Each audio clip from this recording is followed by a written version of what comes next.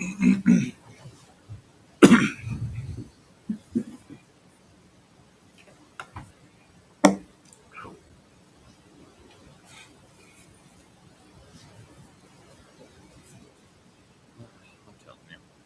right. We do have a quorum. We do need to adopt an agenda. Anybody have anything we need to add to the agenda this afternoon? Mr. Chairman, if I may, just for clarifying purposes, the agenda that is, I think the packet, Kim, the packet online has been updated, right? So, but there was some adjustments in the packet, just for clarity. We had a few other either outside agencies or items to add. So that was the recent adjustment. For example, Juvenile Detention Center, CBRJ, Madison Combined Court, and Planning Commission and Building Code Appeals Board. So everything is update in your file. We just had a few late comings that we will report on today, Mr. Chairman. So no additional items. Okay. Anybody else have anything to add? What do y'all want to do on the agenda? Mr. Chairman, I move to approve the agenda as amended. Second. Motion's made and seconded. Further discussion? Hearing none. All in favor, signify by saying aye. Aye. Opposed, same sign. All right. As always, public comment. And we're going to do it again, Jim. All right. Let's start with the budget workshop. Want to start with the Piedmont Regional Dental Clinic? Please. Yeah, either one. Yes, ma'am. We'll make sure that both.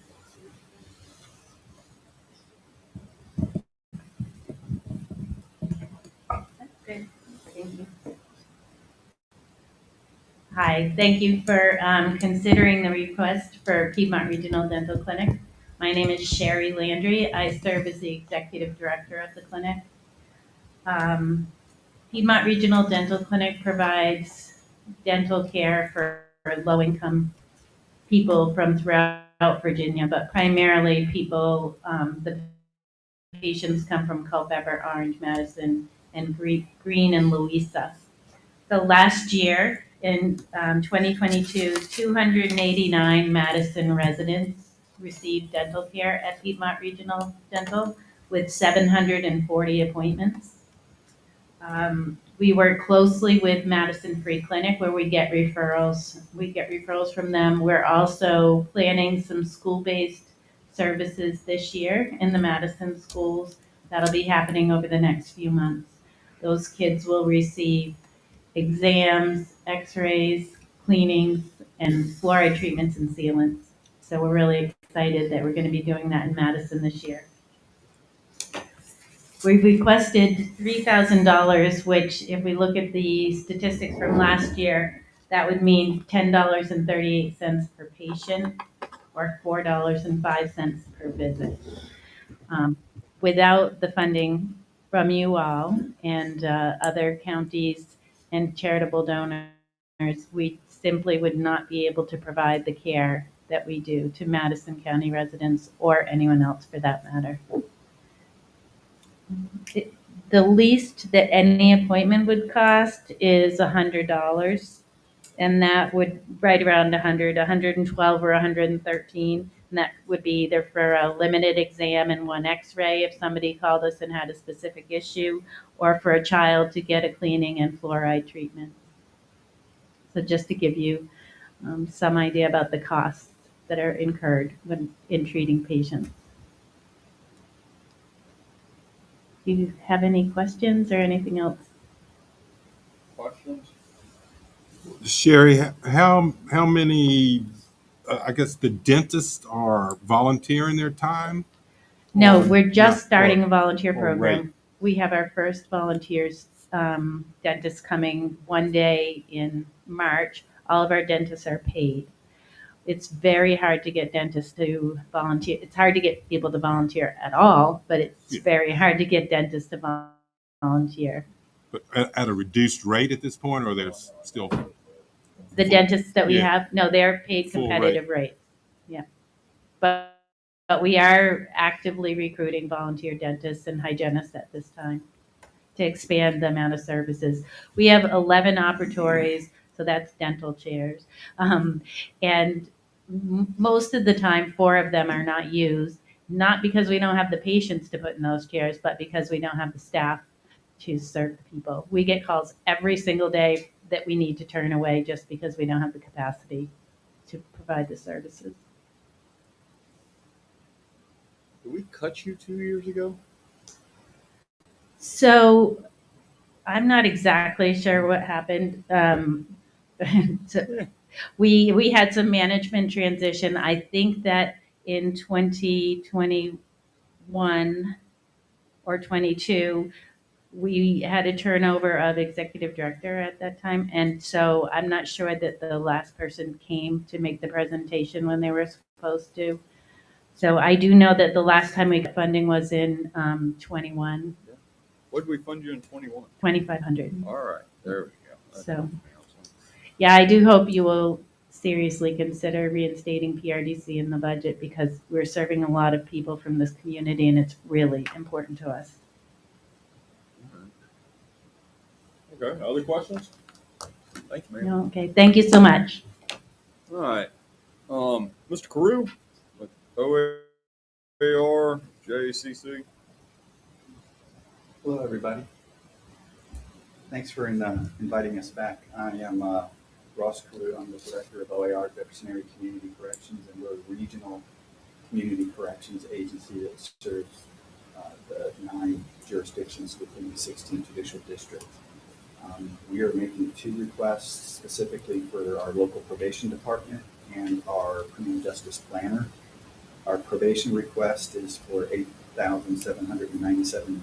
That is a 5% increase from last year. Our probation department, well, let me back up. Madison allocated over $700,000 in detention costs for 2023. And then Madison County saves about a little over $4,000 in jail costs for every probation diversion. So Madison County, we served 40 probation diversions. It's about $160,000 in jail cost avoidance. Our probation success rate is 72%, and our 3-year reoffense rate is 26% to the national average of 43 to 65%, depending on which research you find. Our probation department is a state and national leader in evidence-based practices. All clients are assessed for risk, meaning reoffense, mental health, and substance abuse. We have specialized caseload based on subject matter, substance abuse, domestic violence, mental health. All staff are trained on motivational interviewing to facilitate behavior change. Individual case planning for medium and high-risk clients. And then we also provide in-house cognitive behavioral therapy to change behavior. We also employ a sanction and incentive matrix to reduce incidents of noncompliance. All of these are research-driven techniques to reduce reoffending. The other request we have is for our criminal justice planner. It's $3,768. That's another 5% increase. This planner position is staffed to the Thomas Jefferson Area Community Criminal Justice Board. Mr. Jewett and Clarissa Berry are members of that board, and the goal of this board is a regional board to support best practices amongst the jurisdictions, provide strategies for cost savings and recidivism reduction. What's unique about this position is that it's funded solely through local funding and or grant funding for project managers. So we house it as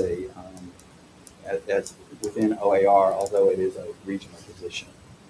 The planner in FY22, you've probably seen him, Mr. Goodlow. He comes out and presents on the crime trends. He's probably giving you just about every spreadsheet and PowerPoint graph you've ever. Sounds about right. Right. Yes, we remember him. Right.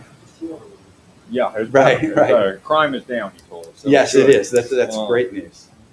So his role is to slice and dice the data and provide you all and criminal justice stakeholders with analysis so we can make better decisions about resources and interventions. Additionally, OAR provides services to Madison County with our pretrial program. We also have a reentry program that is based out of Central Virginia Regional Jail's catchment area, so we our reentry program in our Orange office covers all the areas served by the Central Virginia Regional Jail. And then we also started in partnership with Orange and Madison, the drug court. So challenges for our program, funding, state and local funding, as you probably are well aware, do not keep pace with the cost of living in Central Virginia, especially the farther north that you go. We're approximately 10% behind similarly situated positions. Also, the challenge is rural service delivery. And as a former probation officer who covered rural community, I'm very interested as a director in bringing services to the rural jurisdictions. And as you can see with the development of the reentry program, drug court, and programs like that. In conclusion, just thank you for partnering with OAR. We share the same mission in using money wisely and support evidence-based interventions to reduce reoffending. Does anybody have any questions? How's drug court going? It's going great. If we, a lot of people from Madison been through So the drug we- court. yeah. Can I even ask that, I guess? No, you can ask that. All right. So I wrote some highlights down. Orange County is the fiscal agent. Madison contributes $20,000, and then Orange County contributes $40,000. We received a 3-year grant from the federal government, and we're in our second year. The first year was planning. It started taking clients in August. There's currently 4 in there with 3 pending. 2 of the participants are Madison County residents. So it's getting its legs. All right. The team is Ms. Barry, Judge Franzine, Chris Weidel, who's our drug court coordinator, Susan Mora, who's the assistant director at OAR, Wes Smallwood, who's our pretrial manager in Orange, Diana O'Connell and Katie Fitzgerald from the Orange Commonwealth Attorney's Office, Ryan Banks and Jim McGrath from the CSB, and then Kevin Smith, who's a defense attorney. Once the caseload hits double digits, we're looking at hiring a case manager position for it. Courts every Tuesday in Orange at 9 a.m. You're absolutely invited to come see it on Tuesdays, and then hopefully in not too distant future we'll have a graduation, and you all can come to the graduation. You'll be invited to come check that out. Okay. All right. Questions, Mr. Carew? Mr. Chairman, I want to add. Go ahead. Yes, sir. When we get to the revenue side, one of the things that will be proposed to you, we've talked recently about opioid settlement, and there's 2 direct lines of payment. One is your direct payment at the local level. I think I don't know if we have close to 20,000 or so we've received on that, and you'll get that over the next 15, 18 years. The larger part of the money is through the Opioid Abatement Authority. We haven't really worked towards a program to bring back to this board to consider yet. That makes more sense at the regional. But as far as those local payments, what we're going to propose to you, and that'll be on the revenue side, is to put it towards the drug court. So I thought it'd be applicable to mention that while Mr. Carew is here for the board to be thinking of when we get to our revenues on the 2nd. There you go. The other thing, if I may add, is the bigger chunk of money in that opioid abatement money is regional projects, and I think we're definitely interested in partnering with Orange County, Madison County, Culpeper to do a regional project to support, to draw down some of those funds. Did you get more than 4 people? I mean, maybe it's just me. Didn't you say that 4 people involved in the drug court currently, 2 from Madison? Yes, sir. And It just started. yeah, all right. When did it start? They started receiving clients in August. Yeah. All right. Okay. Maybe I I'm missing something. It seems like a very low number for a lot of money. Is all I'm getting to. would agree with that. Okay. The challenge at times is eligibility, Okay. and judge, Commonwealth attorney, and treatment have the ability to, decide if somebody's not eligible. Okay. And so we're going through some ground. All right. Good answer. Thank you. Anybody else got anything from Mr. Carew? Thanks, sir. Thank you. All right. I don't see Kathy Weaver for the, yes, ma'am. Excuse me. Come on down and talk to us about the fair.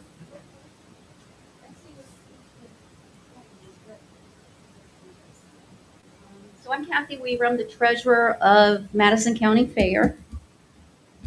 And I want to start off with asking a question. How many of you took a vacation last year, and how many of you planning on taking a vacation this year?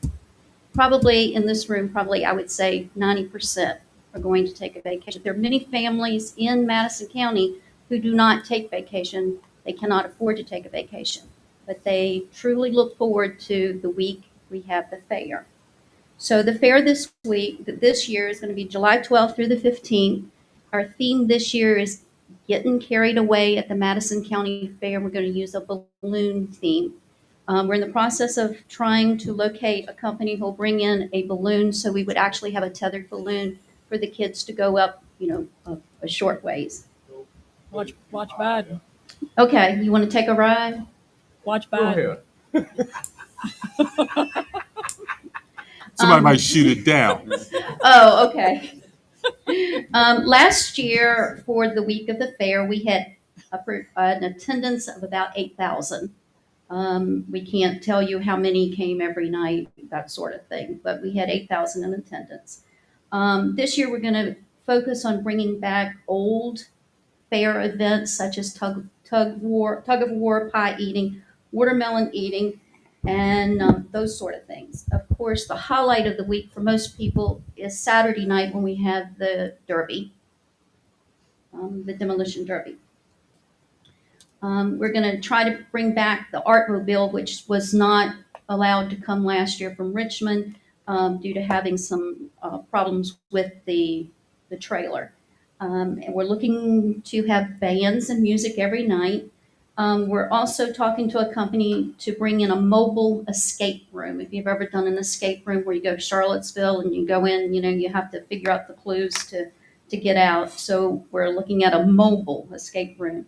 We're going to also have the pageant, which was really successful last year. And of course, the livestock shows and the home and garden building, as always.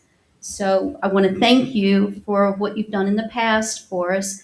But the fair, we have a successful year if we are able to put back into our account the funds that we've used to put on the fair for this year. So we don't actually make a profit, but we want to make sure that whatever we spend, and it's not cheap to put on a fair because the bands, the entertainment, the like the escape room, if we get one this year, the cowboy circus, they're pretty expensive. So we think we have a successful fair if we can make enough money to put back into our account so we can have a fair the following year. So every little bit helps. Any questions for me? So what are you asking for this year? How much? We're asking for 1,000. Last year it was 500. Yes, we received 500 last year. All right. Questions, Ms. Weaver, about the fair? We're all stoked. Thank you very much, Ms. Weaver. Please come and join us. Yes, ma'am. And here's Essie. Ms. Berry, you have anything to add about the fair? Marvelous is one of the best things in Madison County, and we certainly hope to see you all there. That was well put together. And just keep in mind that that is really a lot of families' vacation in Madison County. That's the only thing that we afford. It is, and it costs a lot to put it on, but it's well worth it for just seeing people that come to the fair and how much they enjoy it. But it's also the education for the youth. It's going to be the next farming generation that comes into Madison County. They will have their livestock business there, plus they're learning from the home farm and garden business about even canning and preserving things that they can. There you go. Other questions? Thank you, ladies. All right, moving right along. Health Department, Dana McClellan. Oh, yeah. Is it Dr. Gravant? You taking this? Are you your place, Dr. Gravant? Charlie? Come on down. I could tell from the bow tie, I thought. Brains of the operation's not here, but I'll have to. Good, good. Give it a shot. I know Dana had a day off today, and she was planning on getting here. Thank you all for letting me come on one of the nicest days of the year. We have had Yeah, a it chance to works. meet with your finance folks earlier, and thank you, Board Jonathan, for letting me come talk to you. I had the pleasure of working here in the Madison office before I came over, and I want to, for those who don't know me, my name's Trice Cravat, and I've had the job here for about a year. Our job is to protect and promote the health here for your communities. And I want to give a quick summary that statewide, or at least district-wide, the state of your agency here is in good shape. The news I bring you today is the inside report from the state that in the last week, COVID is down 30% diagnosis-wise and 10% in hospitalization-wise. So truly the threat for the citizens of Madison County are primarily people 65 and older with chronic health conditions, and we stand available to do anything from guiding folks to getting treatment and to vaccination and avoidance suggestions. Currently, at this time, we're in a low prevalence rate for the background disease, so we are not recommending masking for events like this or other things. In the health department, we have 5 branches that serve Madison County. The first one is the epidemiology branch. Those folks track every disease that comes through here, whether it's a breathing disease, an intestinal disease, or a sexually transmitted disease.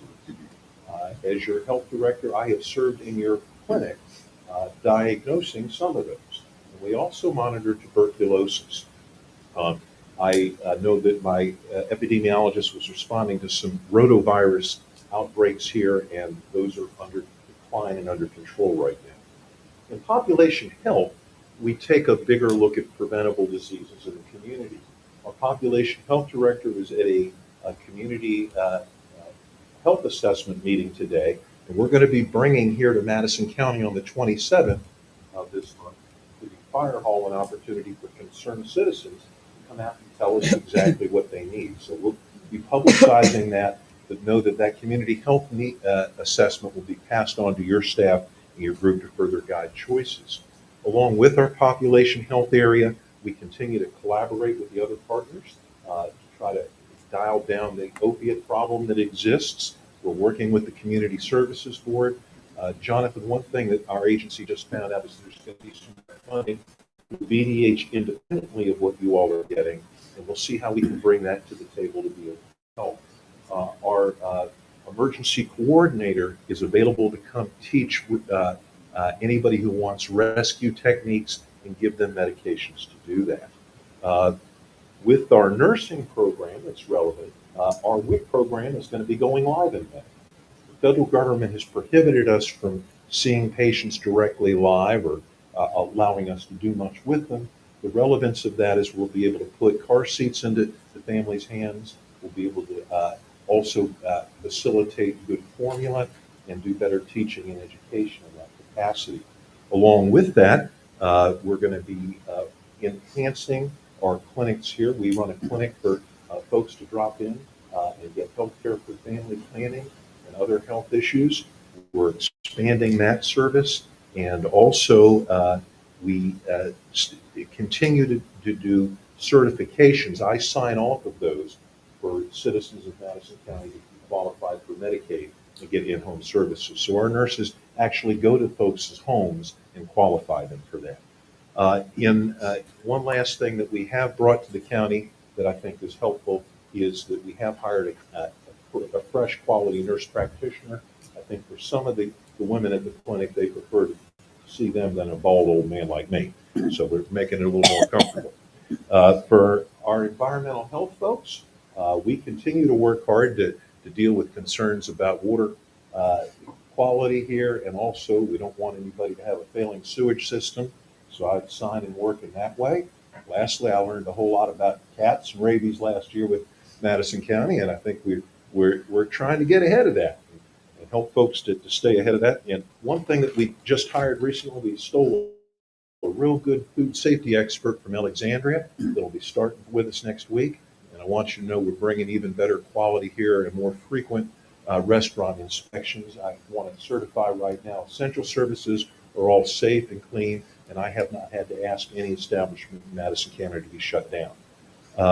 Lastly, in our emergency preparedness section, we continue to be engaged with your emergency services director, and I want to give a shout out for the good citizens of Madison County. We have 35 Medical Reserve Corps volunteers from Madison County that help us to stand up and do things. Lastly, the brains of the operation, Dana, who is off today, is continuing to help our organization to be lean. I want to report to you that we're looking forward to downsizing. Part of that is a lot of our agency right now, we employ totally approximately 90 people, but as COVID's diminishing, we need less people, so we're going to be fiscally responsible with our budget. Lastly, as for the citizens of Madison County, I work with the local hospitals, and we are continuing to engage with them to see if we can improve mental health services, addiction services, and be sure that the needs are met close by. In summary, my report is your health department is engaged and doing well, and we appreciate the chance to work here. I'm happy to accept any questions. This has been the best health report we've gotten in a long time. Anybody have any questions for Dr. Lott? Thank you very much. Thank you. Yes, sir. There you go. All right, now we have run out of people. Jonathan, why don't you talk about CVRJ? Sorry, Ms. Warren, nobody's here. no, that's fine. Ms. Warren will pull that up. I will make it brief. For Madison County, we are actually seeing a decrease. I think we'll be decreasing just under 24,000. For those of you who may or may not be aware, it's based on 3-year historicals, or in this case, bed days. It's a similar calculus that's used in juvenile detention center as well. And Madison had a decrease. When I met with other county administrators that are part of the member counties of CVRJ, there were other counties that were actually faced with pretty sizable increases. From that meeting, it was recommended for the regional jail superintendent and his team to consider using any of their reserves, or I should say fund balance if they had a healthy one, and put towards that. I believe that was the option that was presented to the actual jail board, and they voted to approve. So next year, I'm sure those other localities will have to consider those increases that Jennifer illustrated there in that bottom right. But Madison County will actually see a decrease. I think we were at just under 724 last year, and we're right about 700,000 on the funding request for this year. So good news. Questions on this positive report? All right. Ms. Warren, you want to do the combined court? Sure.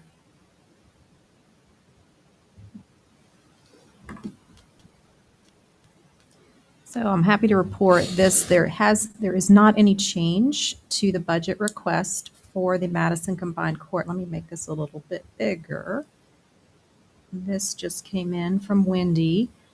So across the board, she actually has pretty flat all the way across. $10,550 is the proposed fiscal year 24 budget request, which is the same as fiscal year 23, and that's for the service, or excuse me, the mostly data processing, telecommunications, lease of their office equipment that they have over there, as well as office supplies. Those are the main buckets in the Madison Combined Court. So no increase from fiscal year 23 request. All right, questions about the combined So there's court? no labor involved with this one? Nothing. Not a request at the local level. The state covers that funding. Oh. So this is just things they need in the office, whether it's copier or office supplies to run that. So it's combined court is the name because it covers both general district and That is my understanding, yes. circuit, and juvenile. Yes, Well, juvenile. three of them then. JD, as some of them say over there. All right. All right, questions on the combined court? All right, let's go planning commission and building code of appeals. Okay, I will take that one. I spoke with Mr. Webb earlier and was informed no increases to either of these budgets. Which one do you have up first? If you can bring that up, yeah, definitely for my eyes. Yeah, so there's no increase. This is just the cost of, obviously, if the Code of Appeals Board has to meet, it's not a regular occurring thing. So unless someone is challenging or appealing a ruling for the building code, then that's the only time they meet. You can see all of your budget forms that you receive when we started this process has an FY23 year-to-date expenditure as of December the 6th. But that is flatline. They have not met this year. So we just kept it level funding, a little bit left in there anticipating, or some funding just in case a case may come up. So no change. Questions? Go to the planning commission. Okay. The Planning Commission should see a slight decrease there based on the Board of Supervisors' recent actions of, I guess you could say, a restructuring. We went from 9 Planning Commission commissioners to 7. So you would see a slight reduction there, which would explain the committee members' 3213 line item. The clerical, we left that in some. I spoke with Ligon earlier today. It was, I thought they were maybe shifting that secretarial role over to him, but I learned today that may be undecided. So we need to leave some monies there. By their bylaws, if they have a secretary that is a commission member, they are paid. So we left some funding in for that. Overall, it is a decrease from last year based on the reduction of number of commissioners. Questions on the planning commission? Turns out, other than giving them just space, it was fiscally responsible. All right. What about let's do juvenile detention. I feel bad for giving that one to Jennifer. So unlike the jail side, the juvenile detention's a little bit different story. There is an increase for Madison County. On the screen, and I'll make this a little bigger. Give me 1 second. So the Madison County percentage is increasing from 2.78% up to 3.9%. Here on the screen, you see 3.9%. And that's based on our 3-year calendar average on usage of the detention center. In fiscal year 22, our usage was 8.6%. So they go by the average over 3 years. So because we have had a couple years, the last few years of true ups where we've had higher usage than anticipated, we are now seeing an increase to the 3.9%, which is equating to $233,010 for the fiscal year 24 budget request for this line item. They also, when they approved their budget, they being Rappahannock Juvenile Detention Center, they did have a large COLA for their for several staff members, especially those that are handling the children, because they needed to be more competitive and in line with what Stafford County was doing for their deputies. So their budget did have a large COLA increase, which impacted all of the counties' share. So between their budget having increases in COLA and then our usage over the last 3 years being extremely higher than normal, that's causing this increase. On a positive note, our fiscal year 23 projected year-end usage is lower than our 2.78%. Right now, we're tracking to end the year like at 2.1, which this will help future averages in fiscal year 25 should go down from the 3.9% if we continue to track down on this year's actual usage of the facility. I Thank you, Jennifer. If I may add, the last several years, and I think she just touched on this, we've had sizable true ups.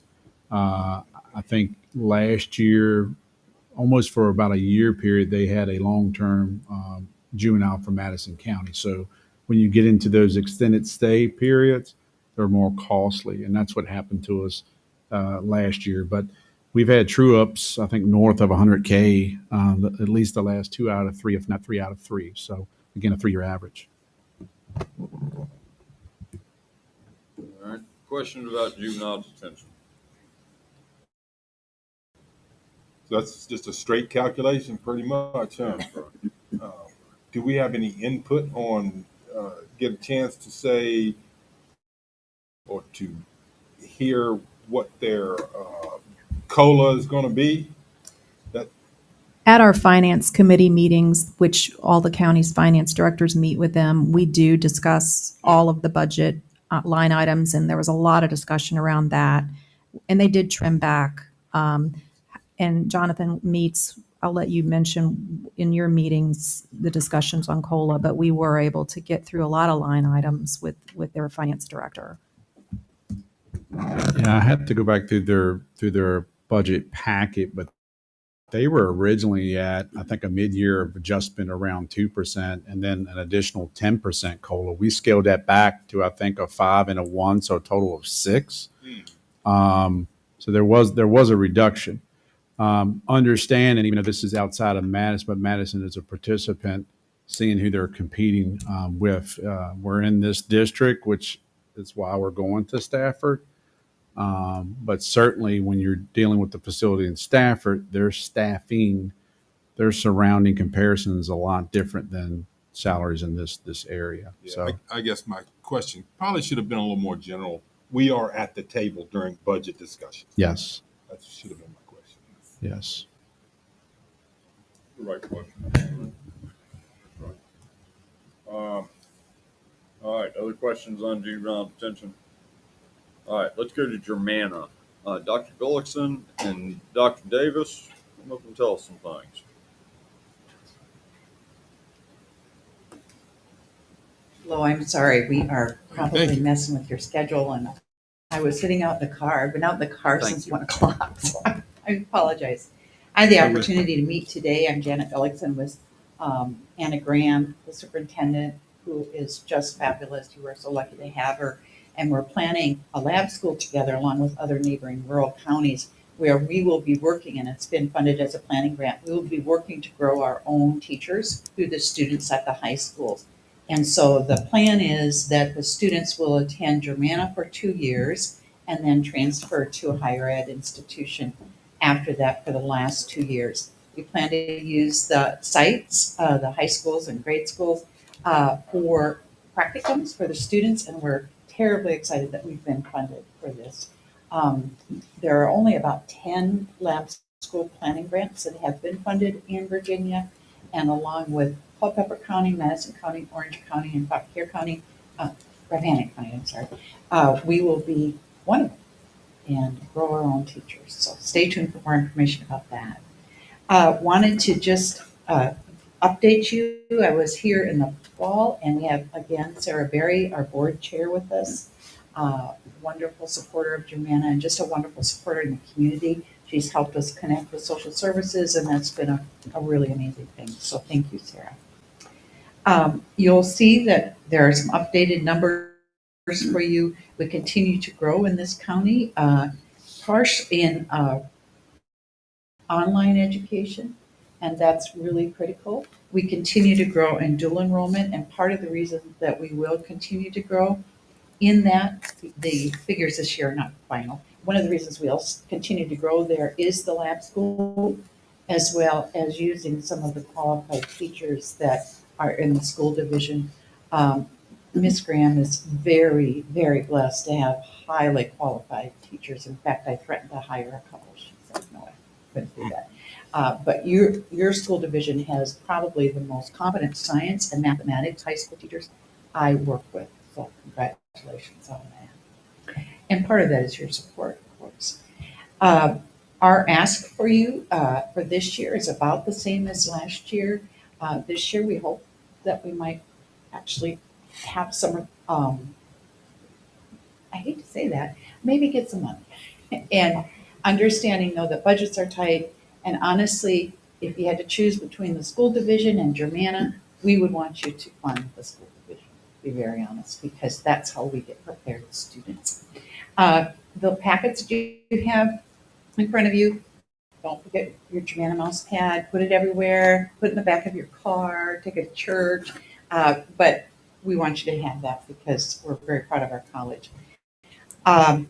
One of the other things I wanted to just point out to you is the amount of financial aid that we bring into the county from students, and it's about 105,000 this year so far, and there will be more assistance coming to the county. I also want to point out that we talked about this last fall, you may not recall it, that we are increasing in our number of male students, and that's significant because most colleges across the country are seeing a steep decline of male students. So that's wonderful. Top program here is nursing, general studies transfer, business administration, pre-BSN, and health occupations. And next year or two, you will see pre-education there too, and we're very excited about that. I'm going to pause and see if there are any questions, anything we can help you with, anything you want to see. We have about 12,000 students and we're continuing to grow, but I want to be sure that we are meeting the needs of the community. So I heard, what's the acronym I heard recently? Was it VG3 or something like that for early childhood education, to grow your own early childhood? Yes, Was yes. that the right acronym? I can't remember. That's coming out of the state. Okay. And yes, we're working on that too. In fact, our faculty member, our primary faculty member in education is an early childhood person. And so we're working with that group as well. In fact, I'm on their board. All right. Other questions? No, that's about it. Thank you, Mr. Thank Chair. you. All right. Livingston, come down here and talk to us about IT. It looks like you're moving in the right direction.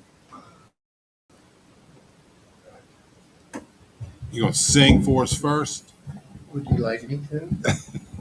I once knew a guy named Cardi. I'll stop there.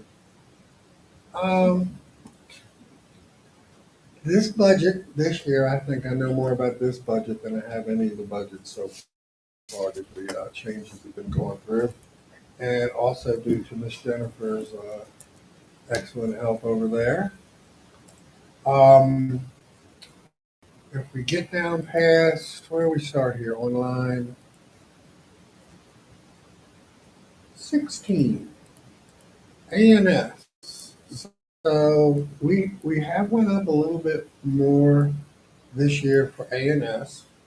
I'm not sure where we landed on the 90,000 last year, but if you look down below, these are all ANS line items that we sat down and calculated out, and we pay them about $6,000 a month for $5,500 to $6,000 a month for their normal support of our servers, of our network, of our desktops, of those sort of things, and that comes up about 63,000. And as you can see, going down here, as needed on the phone system, we intend to make more of those functions in-house now, that we're a team. So that number should still go down, but right now, if say someone needs to set up their phone we want Clay to ring to Cardi, and if Cardi don't pick up, we want to ring to Ms. Hoffman up here. That sort of thing usually is done in like a half hour, which is $72 per call.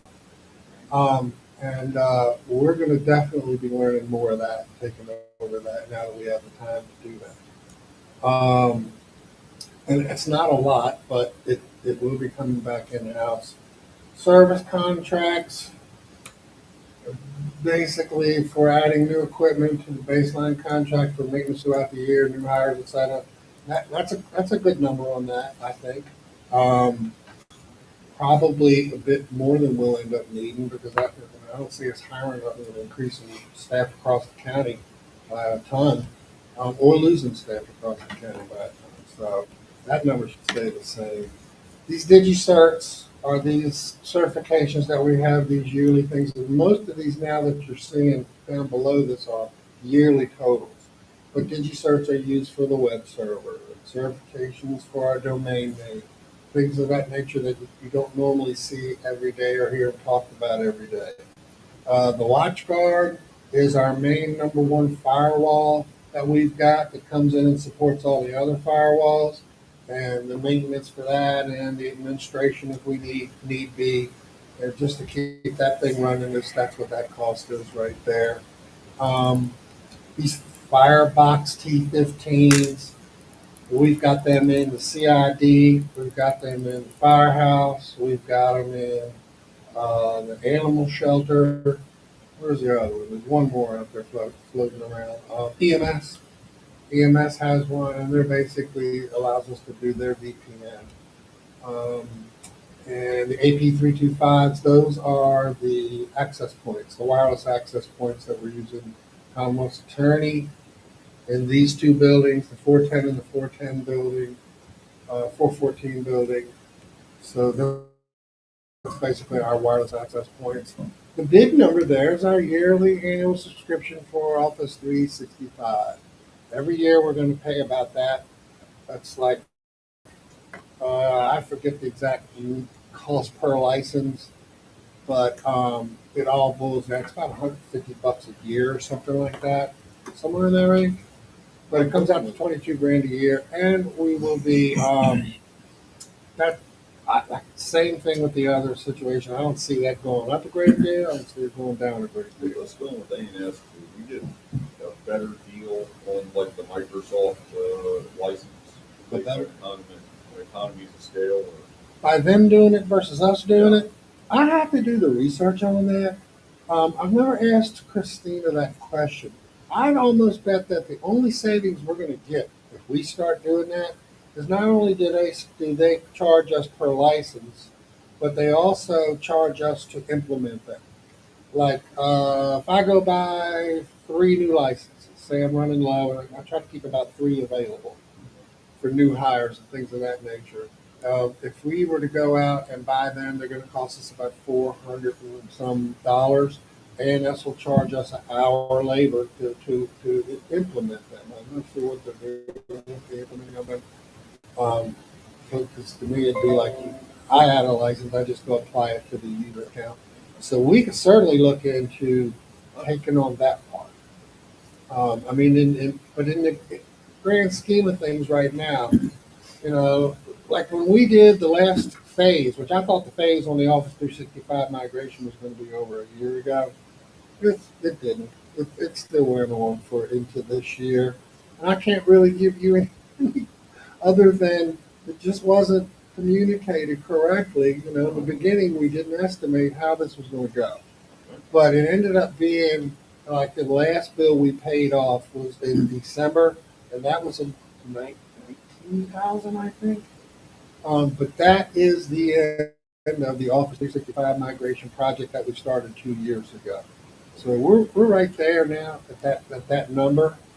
As far as if I go out and buy 2 or 3 licenses, we can save the the $125 to implement those licenses ourselves. The thing with that would be is we would have to now. I mean, right now Microsoft deals with third-party people. I'm not sure how they would feel. Mr. Jewett might know something about that, but I'm not sure how we would go about bypassing the third party and having us deal directly with Microsoft as a Microsoft vendor or whatever the name is for that. But it's almost like it's like CDW and a bunch of these places, they want that third party in the middle. The government people do, so I don't know how we would do that. I can look into that and try to work on that. But are we stuck with them doing that? I have to find out. I think in most cases I've seen we do have to have that third party dealing with Microsoft. I can't pick up the phone and call them about that. Network support contract. I said the rest of these are just yearly things. You got any questions about any of the specifics on, as you get down into that, just let me know. I can go through every one of those line items with you. But I thought this year, with Jennifer's help, we did a really good job, I think, of breaking down in line items to tell you what you're spending your money on. I mean, I know in the past MJ did that kind of, but I think now, we understand pretty much now down pretty close to where all the money's going to things. And it went up to 117 this year. Jennifer may be able to expand on why that did that. Because I don't know how we got by with 90 grand last year. I didn't do that. But Well, some of the A&S costs were being captured below as well in the maintenance, hardware, software, and software upgrades budget items, and we've now consolidated. Anything that's A&S is going into 3145. So it was before the budget was spread over a couple categories for A&S. it's been cleaned up quite a bit. I think there's a bunch of numerous ambiguous kind of line items that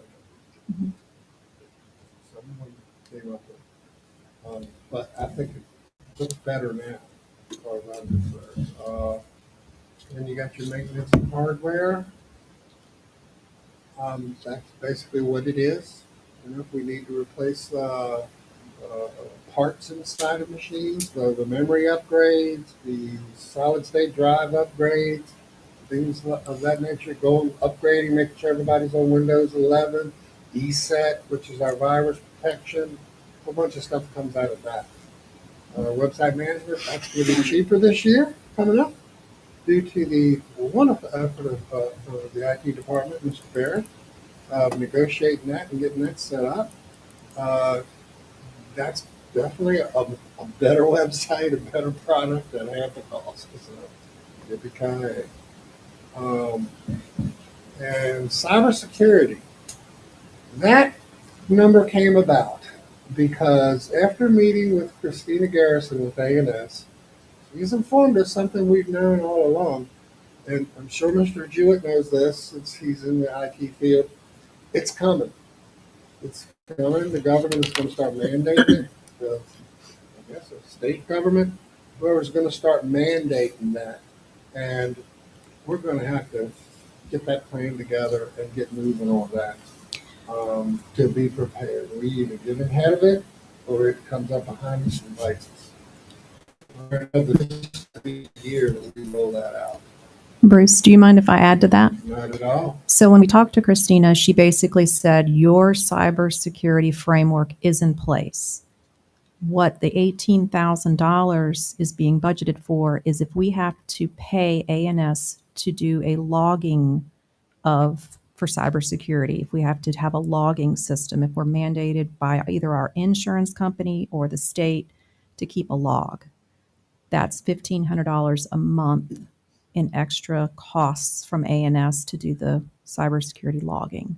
But the framework is in place, is in good shape, according to A&S. Wow, that's horrible. Sorry about that. Just to add to that, so there was 10,000 in that budget item last year. As Jennifer mentioned, there were some initial studies done. I'm going to just prelude to this board at some point. We're going to have to bring you a policy. We realize that there are systems that live in different departments, but my feelings is if it touches the county's network, they need to adhere to a policy so we are protected. There ought to be ways to protect and firewall and all that for those sensitive servers. But if it's touching the county network, we need to make sure that this effort we're going to put forth on the logging system is all inclusive of all departments, whether they are county, constitutional, or what have you. So that's just what I wanted to add. Once we get to that component, there should be some policies that roll out of that for the board to review and consider.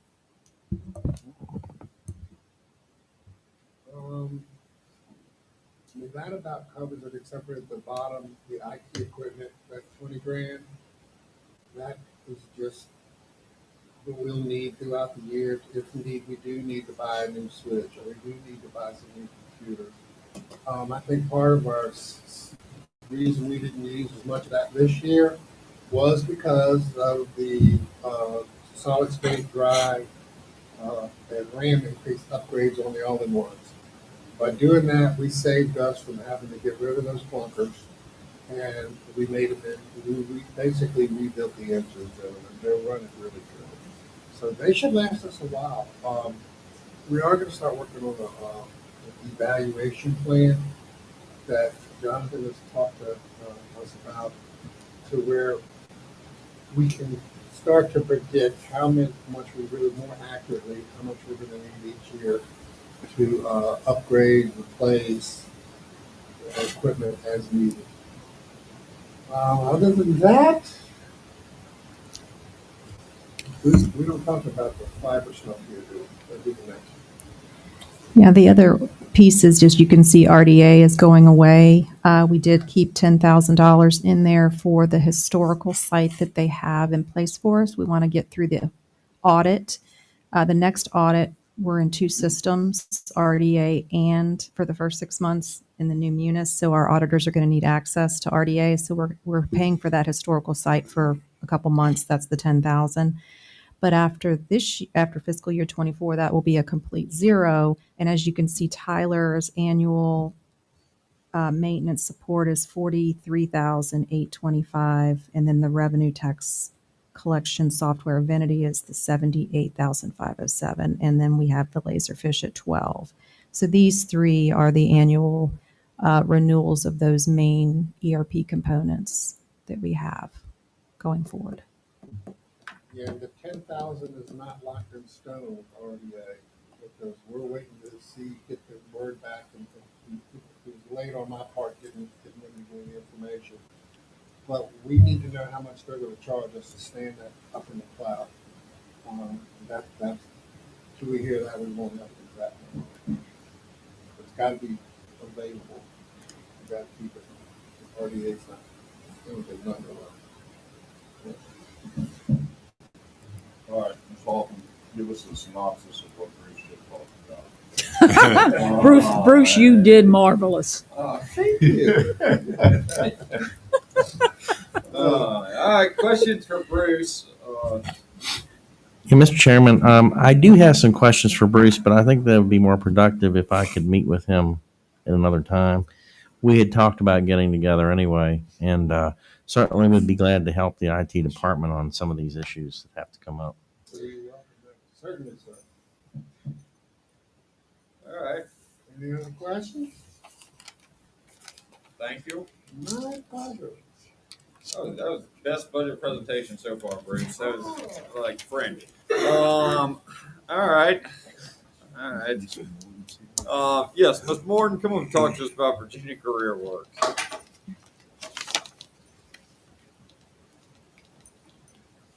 Good afternoon, everybody. Happy Thursday to you. Thank you. I can do that. I got it. Thank you.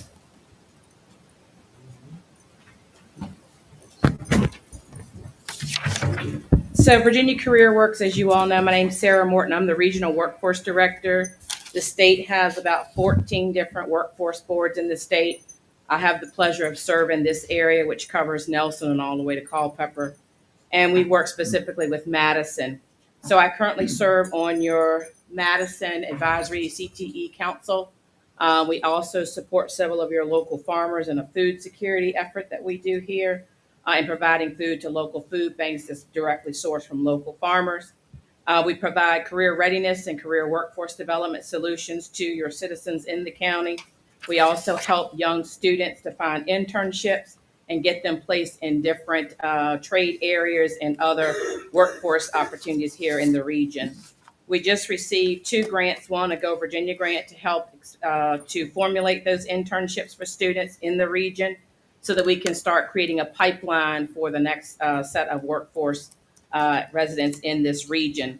Specifically, we're trying to align the workforce and CTE programs with the needs of localities, as opposed to just trying to align workforce programs that meet people from a national perspective. So we're trying to retain people in our region and specifically in each of our localities. So we are also developing tools for your local employers to help with recruitment and retention efforts, but we also are helping students that are returning back home in the summer to find internships once they're home from college. So as you can see, some of your numbers, I will not read them to you, but we're partnered with the Minority and Veteran Farmers of the Piedmont. We're working in an effort with the GWC FBC programs to help with incubators to have value-added products for the agrarian world, but also support our farmers in the food security efforts and drive more revenue their way. So that's it. We're asking for you all to come back at our funding.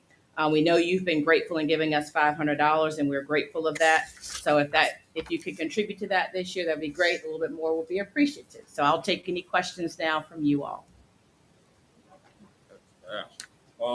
Questions on career work? So you all collaborate with George Washington Carver, Mm-hmm. and how so? So we collaborate. We serve on their advisory board and helping to create workforce development down there. Also, we work collectively with the Minority and Veteran Farmers to drive education and training for farmers and small farmers in this region as well on education and training. Yeah. Thank you. You're welcome. Thank you. Any other questions? Thank you, Ms. Morgan. You're welcome. Yes, ma'am. Ms. Murray, come down and see us.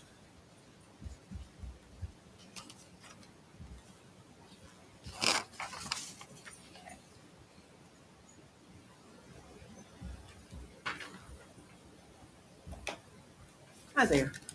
Yes, ma'am. Welcome. Good to see you. Good to see you all. There's not much to say.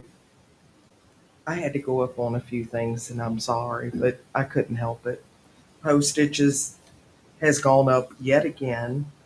Office supplies, I cut my budget a little bit too much for fiscal year 23 and it's coming back to get me. So I'm going to have to increase that.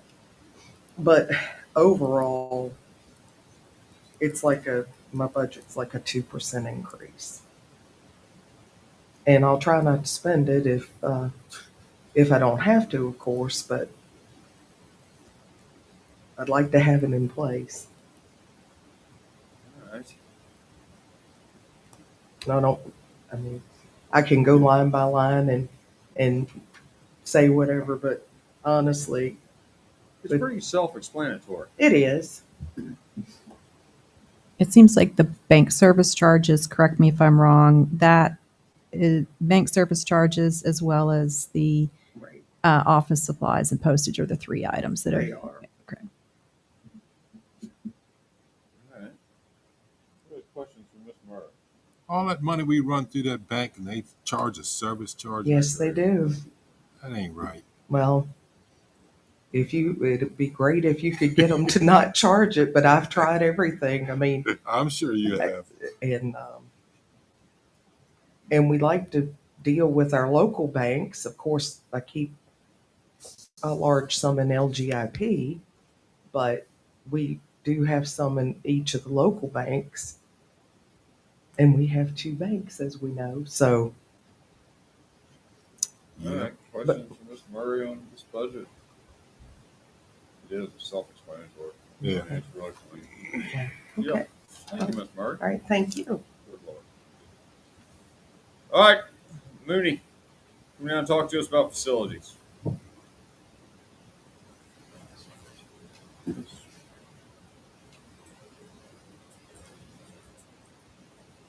First of all, good afternoon, board. So we're gonna start out with item number 1460.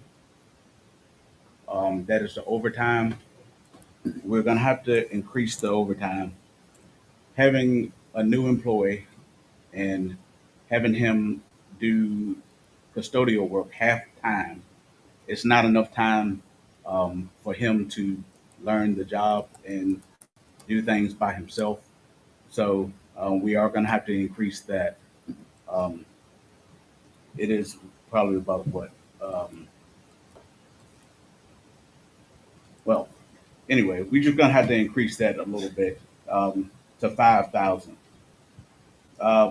We're gonna go down to, outside services, contractors, for various different activities and stuff. Again, the problem is we don't have, the jail helping us out anymore. We don't have inmates. They don't have that program going right now. They're trying to get it up and running. Um, so we were thinking about, doing a couple other things like maybe going out for mowing contractor stuff. It just doesn't fit right now. We can't fit it in our budget. We got too many other items that's coming up that needs to be addressed, and I just think that we could set that aside and up the outside services to give us a little help if we need it. Let's see here. When's the jail, is jail making progress on bringing that program back? Because I know at one time we were using it more than all other localities involved in bond. I always thought that was a good thing. It was a good thing when it was working, but what happened was, shortage of staff. They couldn't bring people out. Then they didn't want them picking up trash in different localities. They had certain jobs that they can do. Um, then some of them got in some trouble, and they were down to 2 people at one time. So All right. Yeah, criminals getting in trouble. it happens. Yes, we've heard. So But they're working on. they're working on trying to get that back going. Um, Training services. I have 2 certifications I have to get soon, very soon. Okay, so that we up the price of that so we can get those taken care of, and I can get certified, and y'all make me turn my stuff in. That's correct. Let's go down to, repairs, maintenance of buildings. We adjusted a little bit. What is it, 36%? Um, what was that for? Do you remember what that was for? We looked at the historical actuals for FY '21 and '22 and adjusted down by 9,000 accordingly. Okay. Thank you. Yeah. Back to the outside services, you'll see in the notation there contractors coming in. So you have trees, but also as you point out, things like painting. So I know we're going to get into CIP. There are certain things that should go in there. Obviously, if we're replacing HVAC, things like that. But we also don't want to lose sight of the needs of whether if someone's building hasn't been painted for a very long time, or they may need some spackling or different stuff. So that's where you see that increase of $5,400. It's trying to capture those services that may need to be beyond Mooney and Nick as far as a time or labor force effort. So that's what we're trying to convey there. So the electric, the heating services, and water and sewer, the rates have increased. So we actually increased those a little bit as well to cover them. Um, Everything is going up. Um, we reduced the telecommunications a little bit, per our last couple of budget cycles. We've seen that the numbers were down, so we decreased them a little bit.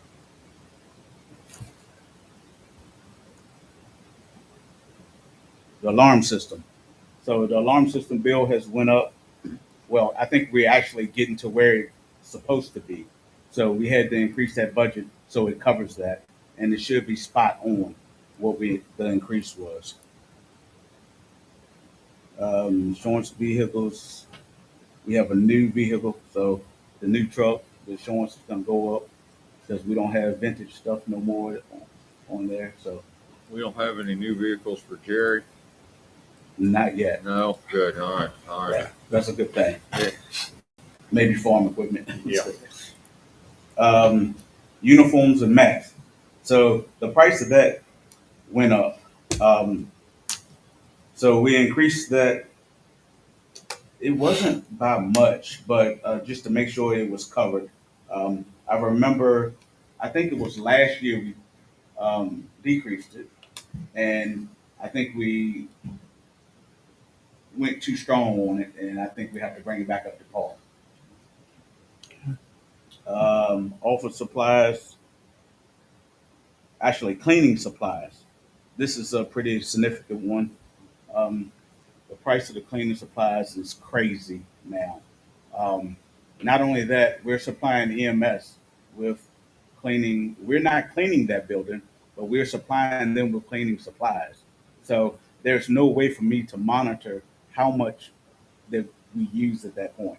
So we still want to be able to distribute EMS. So we're just adding it all together and increasing that budget, if that makes sense. So the EMS supply line should maybe go down, huh? Yes, sir, Supervisor Yao. Yeah. That was one of the comments from a prior budget meeting. So we've made that adjustment from EMS when Chief Hillstrom was here to now. Yes, sir. So they had a line item in there for that. Okay. We had talked about that several times, and that's, I think this is the better way to fit that. Let's see here. Fuel charges. So the fuel charges are up again. So for the vehicles and stuff, so we increased that as well. It's a lot of increases and not too many decreases. So um, then we go down to our tools. We actually we got a lot of tools we need this year, so we can actually go down on that again for the next fiscal year. So I think that would it would benefit us as well. Um, Other equipment, we decreased that just for the history that we've had. We haven't used that much, so we just drop it down a little bit. Paving, parking lot paving, we decreased that, I believe, by $400, just because of the asphalt patching. We got a lot of that stuff now, and plus we have a spot in our CIP if we do any major stuff for sidewalks or paving.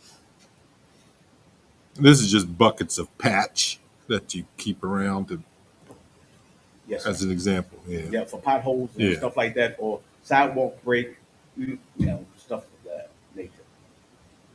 And stuff is not cheap. Just a call.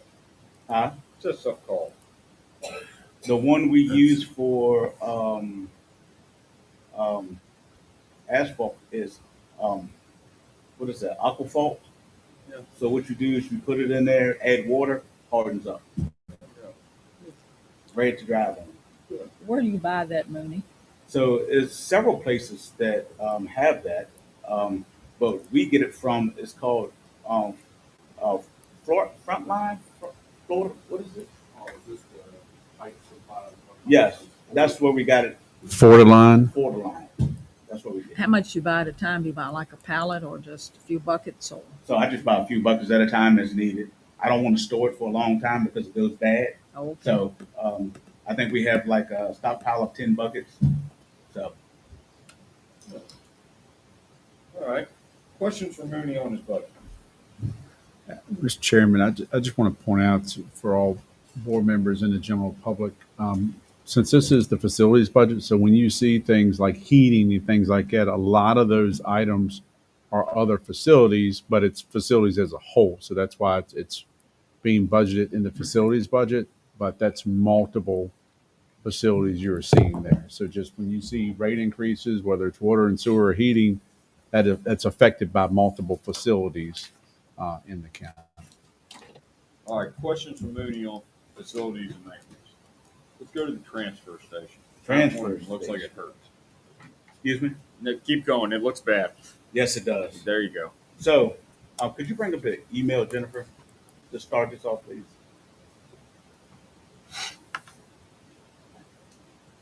So we had an email from Updike, said that the fees are going up significantly, doubling.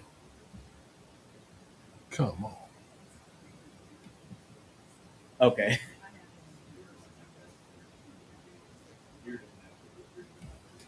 So they were saying basically that the landfill that they're taking our trash to is almost at capacity. So they're raising the rates up, but the rates are still cheaper than going to other localities. Is that correct, Jonathan, Mr. Weekly?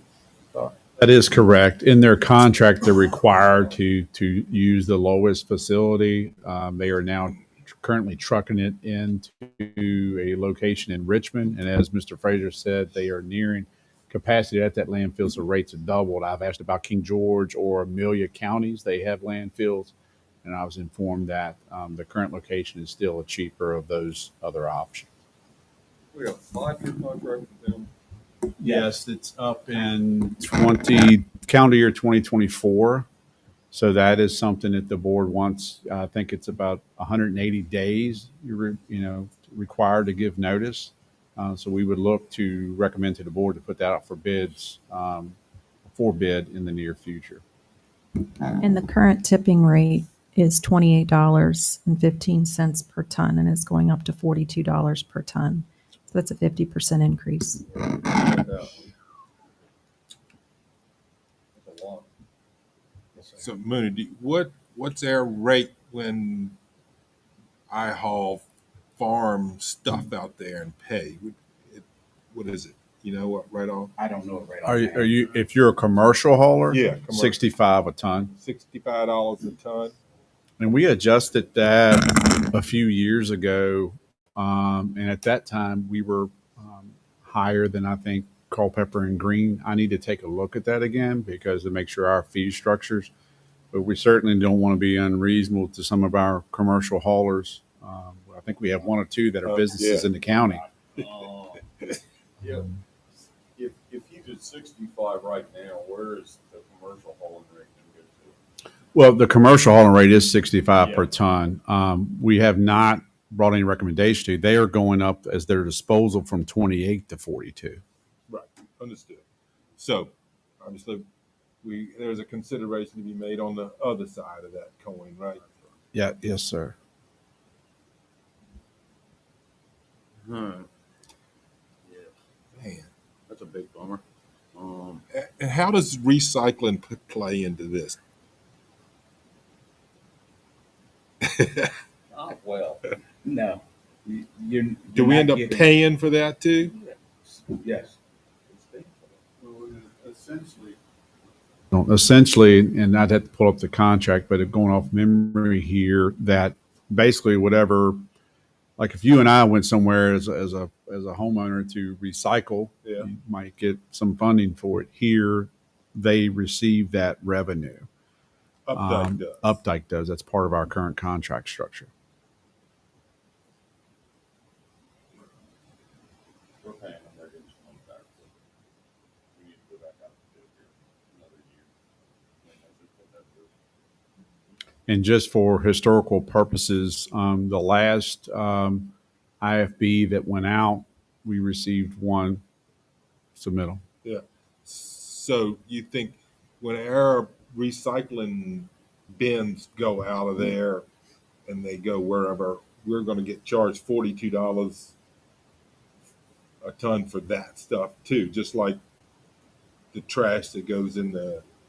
Yeah, everything is weighed coming off the scale, Same. so there's a. Huh.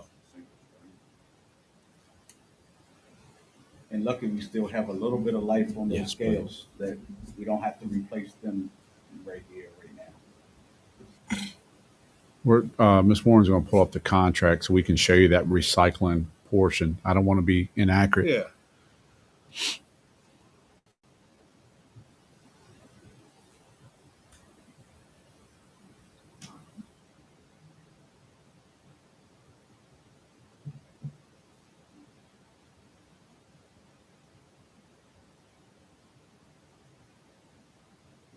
And as Jennifer is going through, there you go.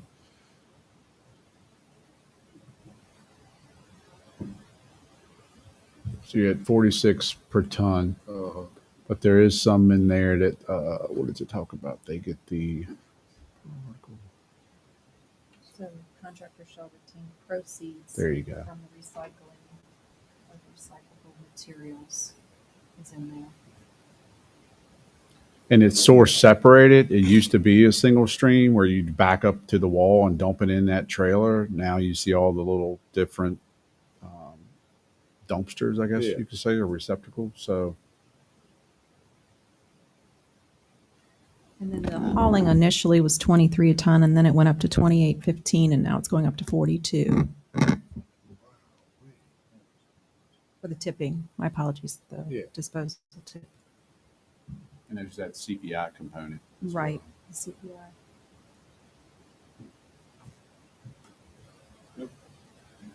Well, it's certainly not costing them to upgrade their equipment out there. They finally put a tire on one of those, on that tractor. Huh? Golly, they were running on the rim.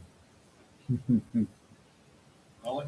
Yeah, it was going flop, Hell of a flop. way to operate. Yeah. So Okay. So I have gotten less complaints lately about the transfer station. Like at one point, we were getting a lot of complaints. I guess it's keeping it cleaner out there, moving. They're trying. That's It's up and down. Yeah. We're doing some additional stuff out there, like putting a fence to catch the stuff when the wind's blowing in. But yes, it's. Well, maybe we could still throw stuff in the trash. We put more stuff in the share shed. Let's make that big. No. The other one on it, what we got you, maybe. Anybody else got anything else on the transfer station, the operation budget? I just want to mention, Mr. Chairman, we don't have any recommendations at this time for fee increases, but we're going to go back and analyze that to, I think, Supervisor Yow's point on the other side. So if we see increases there, are we at the necessary fee structure to at least be even on operations? So we don't have any fee adjustment recommendations at this time, but we'll be researching. Maybe we heard about the facility, the shelter out there, let's call it the shelter, where the tipping floor is, and they need a bunch of work. It needed roofing, it needed siding, needed new insulation. I don't understand that at all. How's it look out there? The only thing that I actually see out there was the concrete, the wall up there. So all the DEQ inspections that we have, we're seeing anything about. So we're just waiting for. We have one coming up maybe in the next 2 weeks or so. We're waiting to see what they come up with, but it's just a shelter to. If the structure's good and we don't have no gaping holes in it or anything like that, it's serving its purpose. We're all on the same page here. Done. Don't need to insulate it again or any of that nature. Good. That's what we want to hear. Anything else from Mooney? Thanks, sir. Hey, thank y'all for your time. All right. That's good. Mr. Weekly, let's talk, we've gone through the whole list. Let's talk compensation, job positions, considerations. Okay, thank you very much. In your packet, you have the some scenarios we looked at, but they're all positions within the county or functions within the county. I want to start off by saying we are still tracking General Assembly. We've seen nothing that suggests they may back away from the 7% COLA for primarily teachers, constitutional officers. Initially, when they started the session, they were at 5%. That's why you see scenarios of 5%, 7%. And then the other column, if a department had submit a request for increase, we captured that. I don't know if that's in blue on one of your scenarios. I'm not bringing this as a recommendation. We're bringing this as information at this point in time.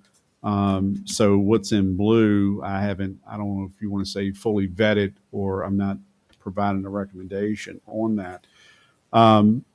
So certainly if the state passes a 7%, that kind of goes without saying as far as those constitutional, and then the schools will bring you any impact from their side.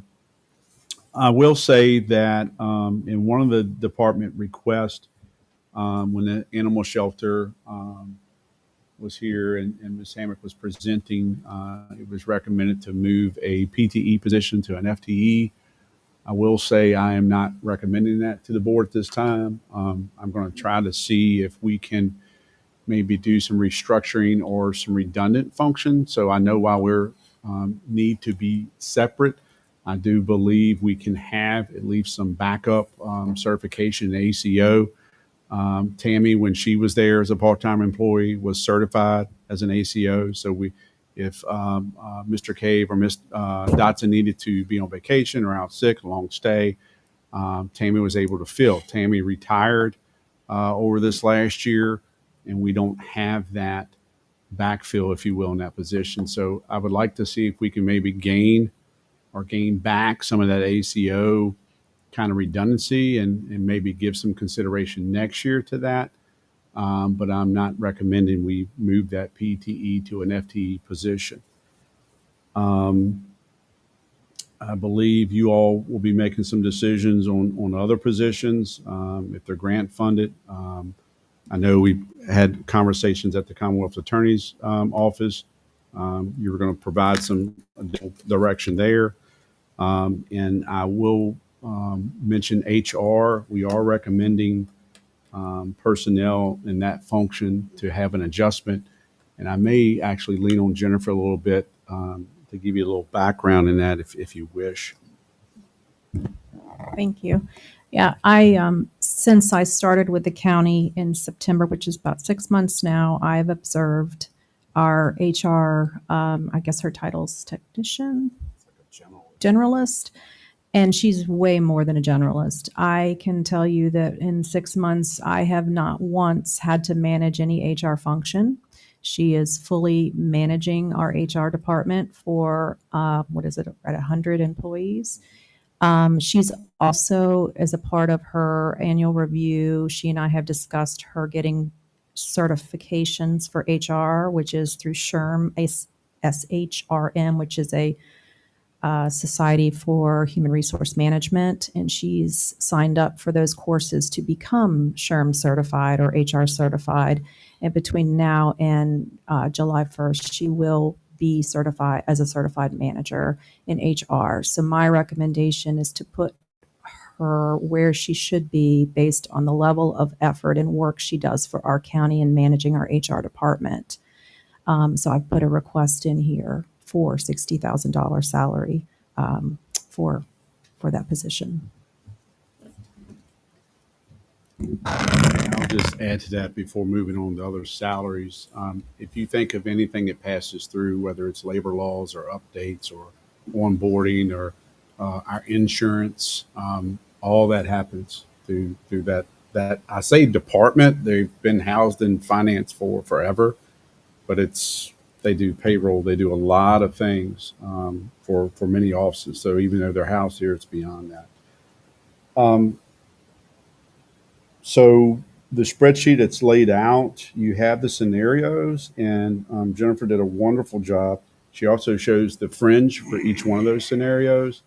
I know in past conversations with the board, it was advantageous to see what is the actual fringe. So you may hire a position, say at 30 or 40 or 50,000. What is the true all-in compensation for the county? So we have shown that in each scenario. And then lastly, there are two columns to the right. There's comp board funding. So we wanted to capture the comp board funding for positions, as well as any grant funded positions that are current. I do know that the sheriff's office will be applying for an SRO grant this year. So hopefully, is it two of them? So that'll be the high school, middle school. We're currently receiving grant funding for the SRO that's assigned to Waverly Yale. So they will be seeking SRO grant funding for the other two remaining SRO officers. but we don't put that in as a known because they are applying and that's yet to be determined. So it's great if we get that. That will help us on the offset, if you will, of salary and or fringes. But we wanted to show you the comp board funding as well as any grant funded positions. So, Mr. Chairman, I would recommend you all digest. I'm happy to answer any questions or take any direction from the board. And Ms. Warren, did you have? I did want to mention that when I put this together, we had not received our health care renewal, and we received our health care renewal 2 days ago. So this does not reflect the increase that we just received in healthcare premiums, which I have put together in a separate PDF I'll pull up in just a moment. We are looking at a 9.9%, 10% increase in healthcare renewal. And that's just the healthcare premiums. All of the other benefits are the same. So that is, just wanted to point that out. And the other thing on scenario number 3, I wanted to point out that if a department head did not make a request for any adjustment, that represents 7% increase for those specific employees in that department. So we either did department head increase or the 7. I don't know, Mr. Chairman, if you want to see the health insurance now or leave that screen up there. Leave that. Let me go down a path. I think I got kind of a plan here. Kind of.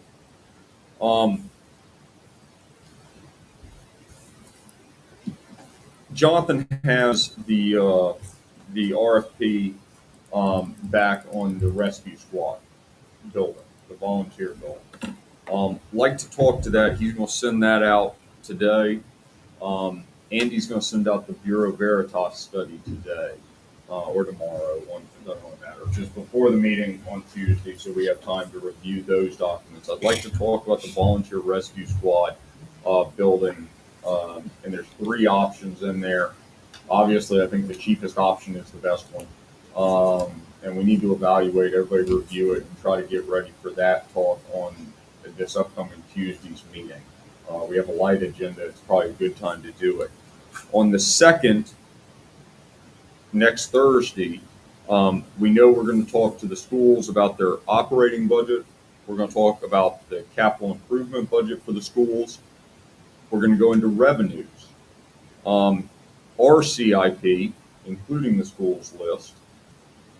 And then also we can kind of come back and start talking about this recommendation or this proposed salary adjustments.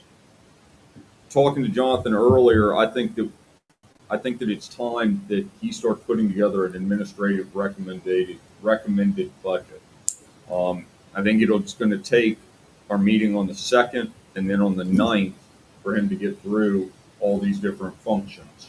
And I'm kind of leaving it up to him, and I think he's doing a good job. So I think that's just the way to do it. We'll try to cover as much as we can because he's got other things going as well. I do think that what we should program in, and I think it's premature for us to talk about it at this point, is go with the 7% COLA. I don't think that it's a compounding type of equation where it's request and COLA. But we know that the state is probably going to do comp board 7%. Let him go through the recommendations at the 7% and then let us go in and cut based on the revenues that we receive. And that would be coming in with his recommendations on the 2nd and the 9th. On top of that, we just heard about the HR position. I think that needs to be in his recommendation if he feels it's appropriate. We know the animal control position. Everybody on board with not funding the second part of animal control. The other component on this is, we see her sitting back there, is the Commonwealth Attorney's Office. We talked previously, like 3 weeks ago, I guess, about holding on to advertising for the 3rd position. Then we kind of gave some advice saying we wanted to do the 3rd position. And we might as well just talk about that one now. Adjusting the deputy Commonwealth attorney's position, Wade Gilbert, up, I think we're getting a lot of bang for our buck. I think it's something that he's been with us for a long period of time. We're getting another full-time attorney that's doing a good job for Madison. Listening to Bill Campbell for years, and then listening to us talk about it a couple weeks ago. And I think it's hard to quantitate, but Madison County citizens are big in law enforcement. What do y'all think about the third position? Y'all want to go with the third position or not? I think it's our decision, and Jonathan will take advice on that. If you want to try to do the third position, I think if we're adjusting one up, it's very hard for me to adjust that third one up. What do y'all think? What's workload like? Ms. Barry? Up and down, it's one of those things. Like without the position, like what's that do? And I'm not, So, I mean, I think I've told you and I've told everyone, I don't know what changes would come. It's hard to know what cases get charged as misdemeanors and should be felonies, and which cases get charged as felonies and should be misdemeanors. So that's kind of issue number one.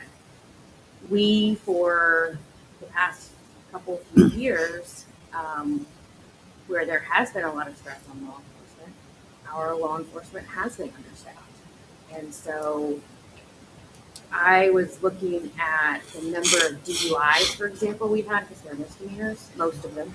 And I probably will give you the numbers, not exact, but so 2021, 2022, we had about 20 DUIs total each year. So far in 2023, we're up to 7 or 8.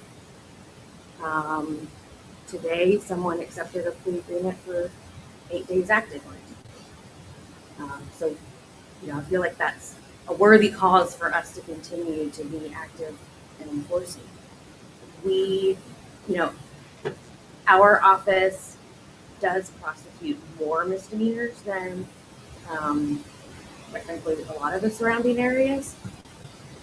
For example, we will prosecute people who drive without a license or people who drive suspended, which are class 1 and class 2 misdemeanors. In part because it's our position that someone that has a driver's license is more likely, especially after the General Assembly, they're going to be an insured driver. They're going to have a job. They're going to be doing something to pay for that, and they'll be a member of society. And so if you get charged with one of those and you get your license back, we will make an agreement for you to make it worth your while, because it's so important in a place like Madison that is so rural to have a driver's license. I'm not sure that's something that we would be able to do. And I don't have any data, but I can tell you that we used to see people every 6 months, like clockwork. And we're not seeing those people anymore because they've got driver's licenses. So that doesn't really count as recidivism because they never went to jail, but it certainly does count for time law enforcement time. We've also noticed an increase in serious crimes, homicide. We had an arson recently. It's been a long time since we've had those. There are some of the changes that I've been talking about kind of ad nauseum for the past couple of years. The practical effects of those have been slow to come, but we now have jury trials set out quite a bit, and it's hard to schedule when we only have court one day a week. So that is starting to pick up. We're starting to see some defendants come in. It's not diminished capacity, but it is diminished capacity, essentially that you have a mental illness or condition that negates your ability to form the intent to commit a crime. Those we have yet to see one, but I have cases and I know that those are coming. I spent time today on the phone with the prosecutor in Rockbridge about a case about how to plan an attack. So I think our numbers are flattish, but they're a little bit like an iceberg, and the bottom is really high. So I hope that helps. So let me get this straight. When we talked 2 or 3 weeks ago, I think we were good with raising up Wade's salary, but not funding the third one. Isn't that right? I Yeah. wasn't a part of that conversation, and what I was told to just hold everything tight until budget season. So Did we? Isn't that what we Yeah, discussed? that was the recommendation. Yeah, that, Yeah. and You were here to talk about it. And I'm certainly in favor of giving Wade an increase. I think we need him and he's valuable and we'd like to keep him, but I'm kind of like Clay. I find it hard to justify with everything we've got going on this year, that third position. I just have a hard time with that. You want to leave the third position off, or you want to put the third position on? No, I say off. All right. So, all right. Okay. So with Mr. Weekly coming back with an administrative budget, thank you, Mr. Perry. With Mr. Weekly coming back next Thursday with the start of an administrative budget, he'll go in, make an adjustment to Wade Gilbert's, the deputy salary, leave off the third. Do y'all mind if he works off the 7% across the board for county staff, and then we can work off of that number if we need to based on revenues, just on the projected? Does that work? We can always go back. We're going to go back and go through it. And that will include the 9.9% increase in insurance. So Jennifer, she can speak to it. She's got different scenarios. It may be appropriate now, Mr. Chairman, if you like. Please. Because Go ahead. you'll see it either county picks up nothing, county picks up a portion. No. She has that so you can see it. I'm sorry. Jonathan's saying that Ms. Warren has scenarios on insurance and what the county picks up. I'm sorry. If we're doing 7% across the board, I don't think we're picking up anything on the insurance. 7% is I'm sorry, it is a poor position that the state has put the localities in. Yeah. I just don't think we can pick that up as well. I mean, we're looking just off the first page of this without even diving in. If we do the 7%, that is $491,000, $331, just increase in new money going into salaries. I don't see how we can do the insurance as well. I agree. The schools have a major capital improvement problem. They've got major capital improvement lists, major. And then their operating side is up substantially as well, which we're meeting on tomorrow. And then they're doing their public hearing on Saturday. I'd be glad to listen to what Ms. Warren says about the different scenarios. I just don't think we can take both sides of this. Nope. Do you want Ms. Warren? I'll be brief. Just so you can see what I put together, the very top section here that I'm circling around is the county's annual premium based on my scenarios. The current FY23 is a little right at 1.1 million or little under 1.1 million. If we do scenario one, which is a cost share of 50% of that 10% increase is borne by the employee and 50% is borne by the county, this is what our annual premium would go to in the green, and it would be basically a $70,000 addition to the budget for healthcare premiums. The next scenario I did was 25% employee pays 25% of that increase. The county pays 75%, and the county would be at about 99,000 if that were the scenario we used. And then 0% employee, all county bears the cost of that 10% increase. We'd be looking at about $126,000 additional expenditure on our budget for healthcare premiums. And then the last one is if the employee bears all the cost of that increase.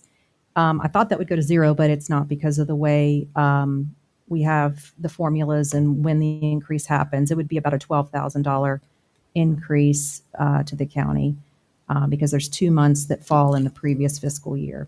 So, and then what I felt like it was appropriate not only to show the county premiums, but also to show the impact to the employee.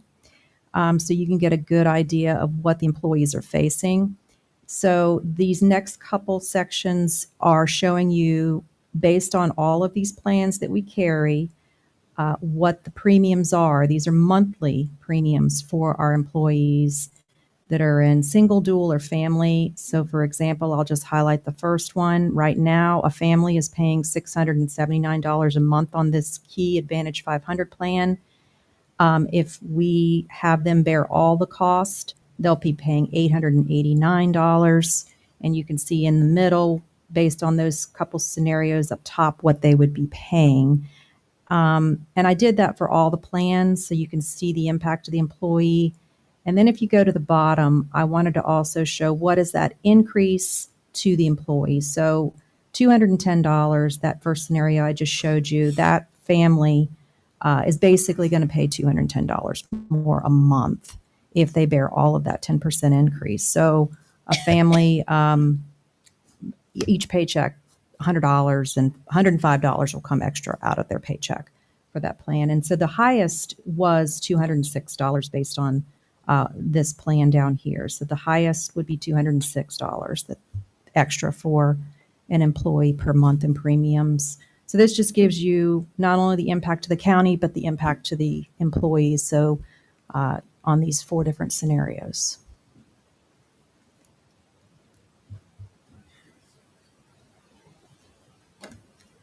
What y'all think?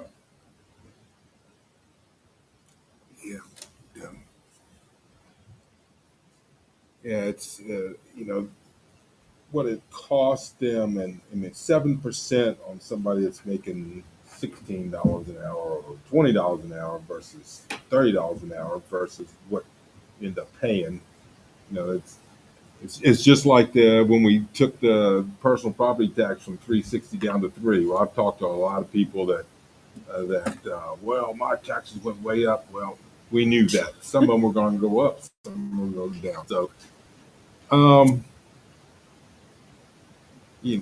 Jennifer, it's as well as anybody that if we could take the 7% down to 5 and then chip in on the health insurance, that's tax-free benefit to you. We don't have to pay FICA on that, right? We don't have to match that FICA and all that stuff.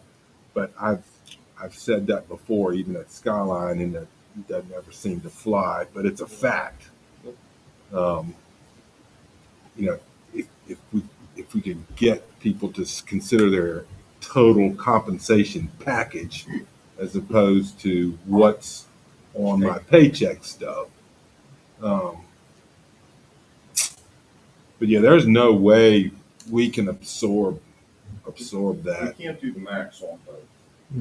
If the scenario you wanted to do, if you wanted to go down the path, and it's a question even about legality, I guess is the right word, but through the state funding the comp position at 7, if there's an option to go with like the 5 and then roll the rest into the insurance side, then that's a play. But I don't even know if that's allowed. Mr. Weekly?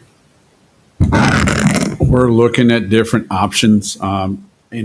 We've talked to the comp board, about, all right, what does this mean if you're funding already at certain percentages over,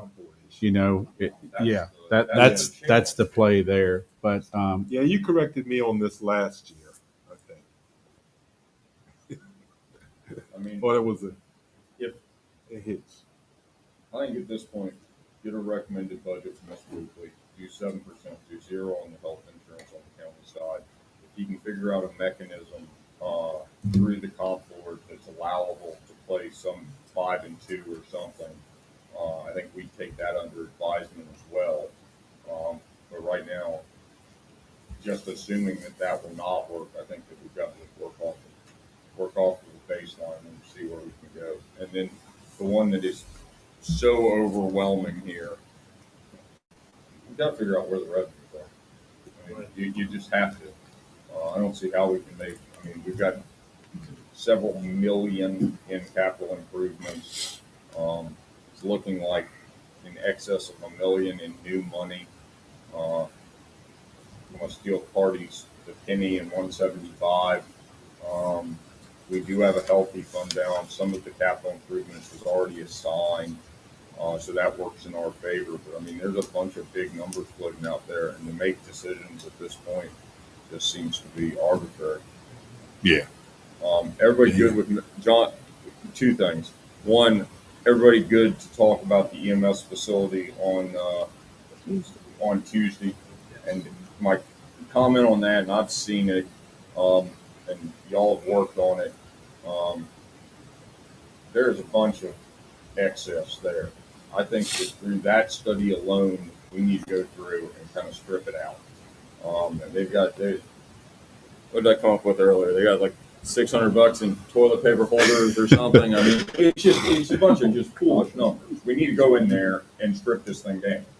I mean, and they got a generator set up for like 147 or something. We got turnkey at the high school for 150. It's something exactly. It's going from an 80. It's going from an 80 kW generator to 100 and a quarter. I'm looking to cut money. If the coffee maker does not work, then maybe you should move that down to a plug that does work. We don't need to cover it all the way across the board. We need to be breaking that down to save some money as well. That's on Tuesday. On Thursday, it's going to get pretty fun with some of these big numbers.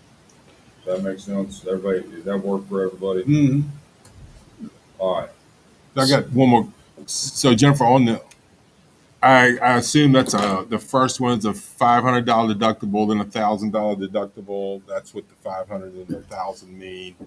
And then the last one, high deductible, which is, I don't know, it's probably what, 4,000 or something, way up there.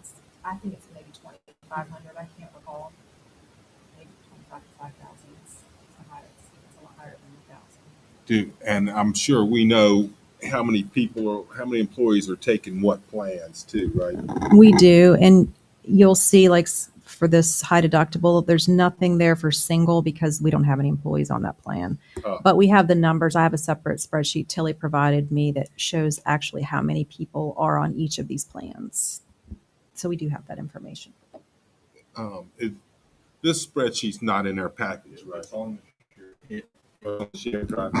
Yeah, and as Jennifer stated, we just received these, so this week she put it in, but that is now in your shared folder. Okay. All right. All right. Anything else when you go over to I guess one main thing, I mean, it will be preliminary. I think Jennifer, we haven't received revenue sides from the schools, but she has we've met with the Commissioner of Revenue and Treasurer twice. So she's got some information to show you what we feel are new monies on the county side, just understanding that we'll have the full complete revenue schedule on the second. So if you think it's premature, you don't want to see. No, show us what you got. Okay. That work? Mm-hmm. I mean, we're going to revisit this. And as she's pulling up, this is looking at things like our new revenue stream that you had years ago, cigarette tax, real estate, what does new construction look like, the personal property. So we know those things. I wonder. So I'm just thinking just about all of our departments, I'm pretty sure I'm safe in saying this, just about all of our departments every year turn back money. Correct. Right? It's a fair statement. Yeah, I think so.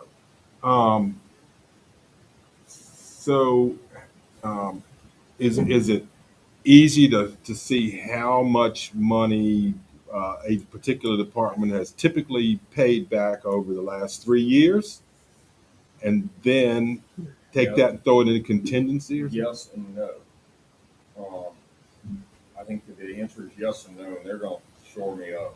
But last year, Jonathan and Bobby Fry went through and really tightened everybody up, tightened everybody's budget up. Yeah.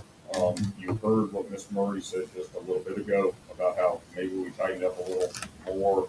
Too much for her. She's still going to earn money. Going back, you can track historically what everybody's turned in. I mean, the sheriff's department's going to turn in like 6%. The schools were this last year and historical data is what it looked like, and that's more accurate budgeting, which is good all the way across the board, but it does fall against you. Am I right or am I way off, Jonathan? I'm sorry, I was trying to dig through the audit here, see if I can give you exact numbers, but no, Multitasking. we've had departments such as sheriff and sometimes with the schools, which in past years you've allowed them roll into capital. This year we're kind of, there are certain hot pocket areas. We're looking at some overtime concerns. I know some of our, Bruce mentioned our A&S costs we're tracking higher. We're probably at 80% right now expenditure on the year. So that 117 number is probably more adequate. So in years past, yes, the departments have turned in. But some areas I have little concerns. Okay. Yeah. The other play though, like we've done in the past, and it works kind of in our favor. It's not a good way to budget or anything, but we've done it with sheriff's vehicles. We've done it with buses. I think we even bought some guns one year for the sheriff's office, but it's end of year money, and that kind of works in our favor as far as these things go. We just have to remember, there's not really a mechanism to play that card. When we get to June 1st of this year, we start scrutinizing. Yeah. What are all your paper clips before June 30th? Okay, so what I have on the screen is our revenue tab, and I'll start at the top. Preliminary numbers, for example, this is FY23 column here, column AF, but column AI are projections by the treasurer and commissioner of the revenue. So we've got an 12.75 million for the real property. So you can see a slight tick up there. And just, I'm not going to go through them one by one, but I want to say the personal property was the big one. I'll just highlight the ones that were 4.5 million versus 4.3 on the personal property. And that was based on valuation. Is that correct? That is correct. We're still up from 2 years ago. So last time this year, I think we were at 34%. I think those values maybe have come down about 20%. So you're still tracking 14 to 15% higher than you were 2 years ago. And then things like cigarette tax, local sales tax, those are all projected in here with some slight upticks. I think they'll get to cigarette tax was one of the big ones. Now what we've got in There you go. under. That's the answer to everything. Oh, 192. EMS Yeah. might suffer from that. I'll have to find the cigarette. And then grants. We've got the grants plugged in as well. I've gotten grant information from all the departments on what they anticipate for grant revenues. Opioid settlement. I wanted to make, yes, it is. I wanted to make note that the schools are in red. I just put last year's numbers for now because we don't have any clue until we meet with them. So those are in red. And then if we go to the bottom, and there's transfers in and transfers out, so it's really hard to tell from here. But the other spreadsheet that I put together, I'm sorry, I'll pull that back up, but I wanted to give you an idea on some of these.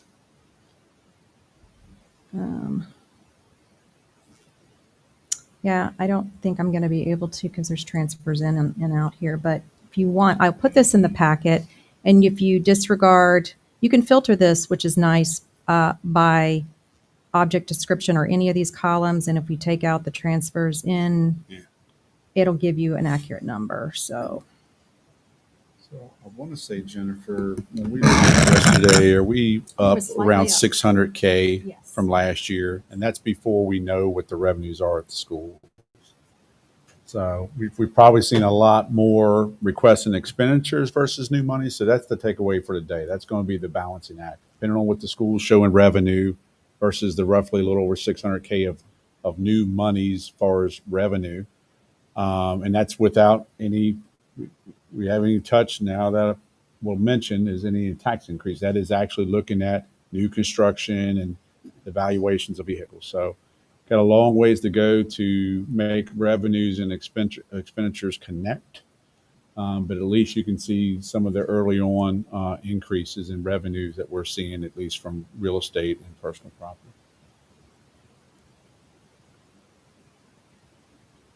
We should have waited till the second. Like, doesn't that Well, I know it's a week away, but once we have the school's numbers between Friday or Saturday, we can plug them in next week and have the complete picture. There's several. The other one that's in with Jonathan's recommended, Jonathan and Ms. Warren's, I'm sure they'll work together on this. Their administrative budget, I think that what we do is we do a zero tax increase and just plug it in as a beginning appropriation like we've done over the years, and we kind of determine direction from that. Oh, yeah. That should be easy. Yeah, I mean, I don't think there's any doubt we're going to end up dipping into some fund balance this year, right? So we will. I want to know from you guys how much we can dip into. Well, we got policies obviously on that, and we've typically taken the conservative road to stay a little bit above what's required or best business practice, whatever you want to call it. So I want to know what that number is too. How far can we go, right? Yeah, we'll look at and But part of all that too. that's right at the end.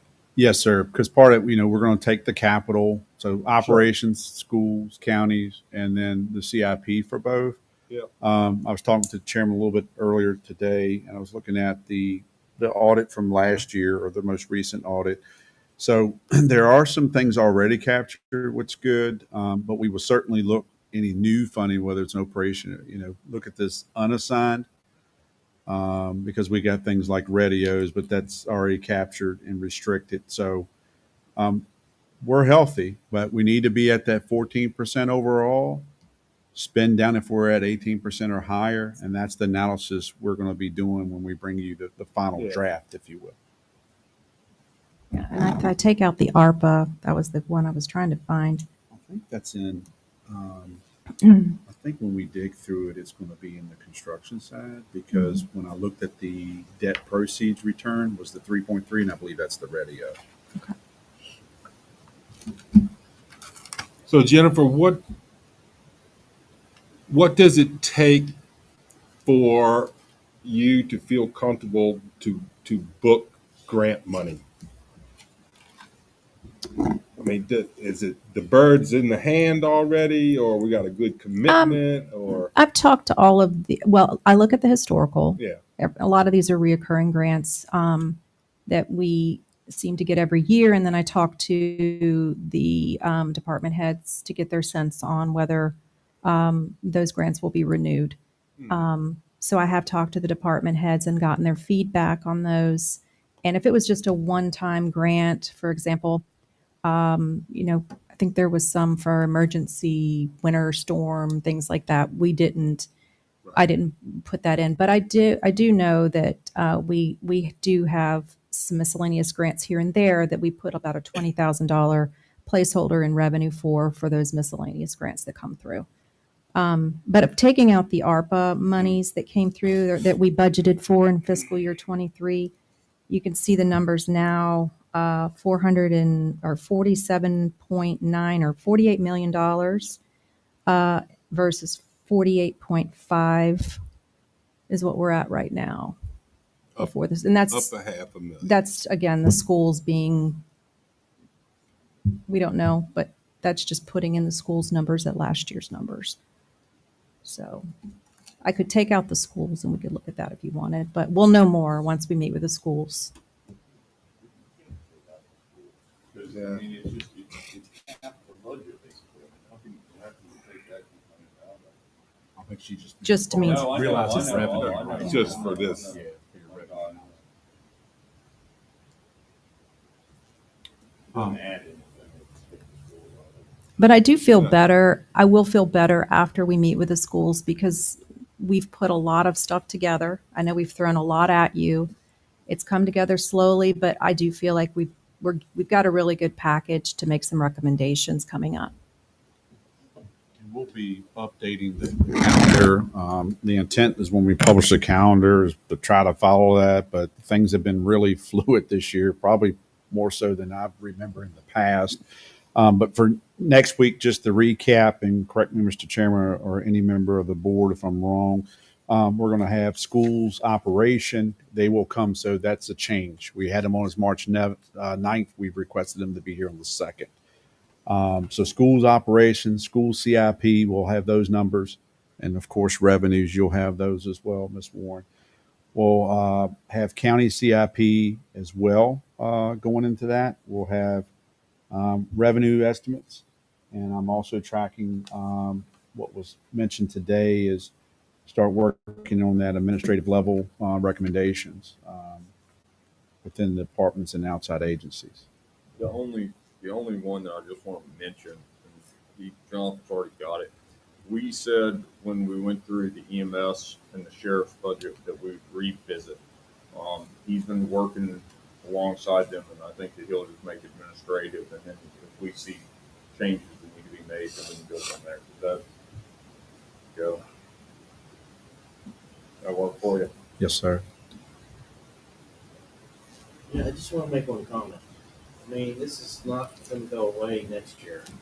It's going to compound next year. So what I'm thinking is, do we really need to undertake an effort to make some major restructuring of county government and the school system?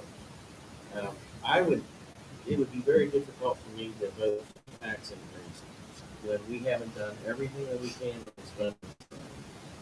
And because that tax increase is going to hurt everybody. And I don't, well, that's like the last resort for me. But I think we really need to look at what we're doing, what we have to do, what we don't have to do. I think the school system really needs to examine themselves as to what they are spending money on administratively and staff-wise. Anyway, that's just my opinion. That's where I'm coming from. But we'll know better when we have some revenue numbers where we're at, what we can do. Revenue numbers and then the school's actual numbers. So we're all kind of working off of hot air if you run the on. Yeah, and to your point, Jim, this Veritas report, you got to take it with a grain of salt to a certain extent, but it's spot on as far as look what you guys are faced with, facility wise, schools and county going forward. Of course, just to pick out a couple things, they were saying like all the furniture in the primary school needs to be replaced in 2000 whatever. Like, yeah, okay. So the Bureau Veritas gives you the inventory and gives you some very rough numbers. But I think John and I were talking about this earlier today.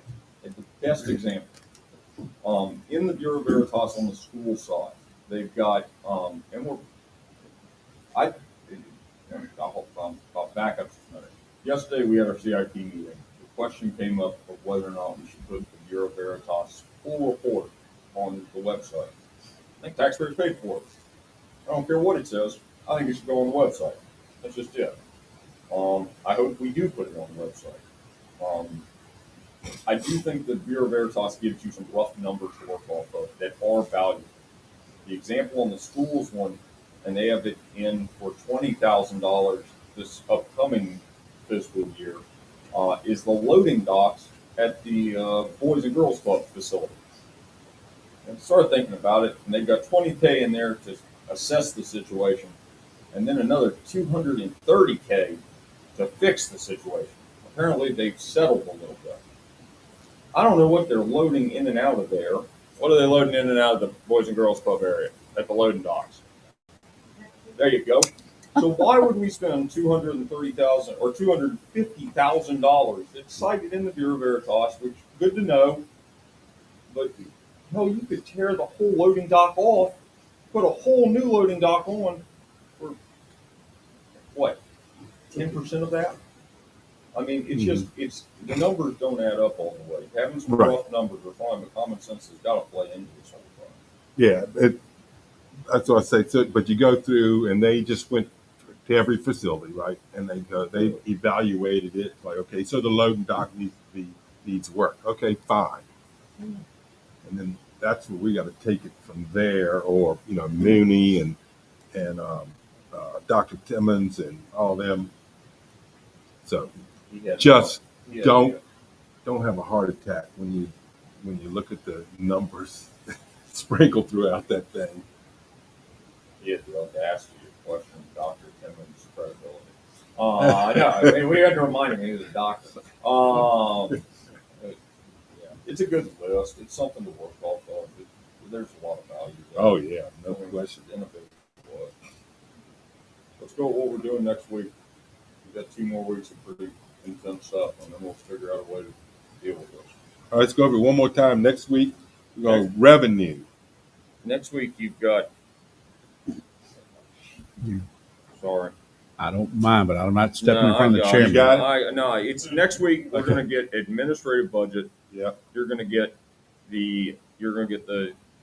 including the 7%, the HR position, the Commonwealth that we talked about. You've got the school operating and CIP. You've got revenue. You've got county CIP. You've got the Bureau Veritas report. And that's basically next week. Yeah. What am I missing, Don? Nothing, sir. That's a plate full. It's not that big. Come on, that's like the most major components in the week. And he's got an open meeting to prepare for. That's some big stuff. It'll be okay. Good work, Jonathan. I'm a hats off to my colleague over here beside. Hand off or hats off? Hats off, isn't it? What else we got today, folks? We go back to public comment. That's right. Public comment. There you go. Anybody online? Well, we're really not drawing the online audience. We even the peak of COVID, we can get anybody. All right, what do y'all want to do? Move to adjourn. Second. Motion made and seconded. Further discussion? Hearing none, all in favor, signify by saying aye. Aye. Opposed, same sign. Thank y'all. Thank you.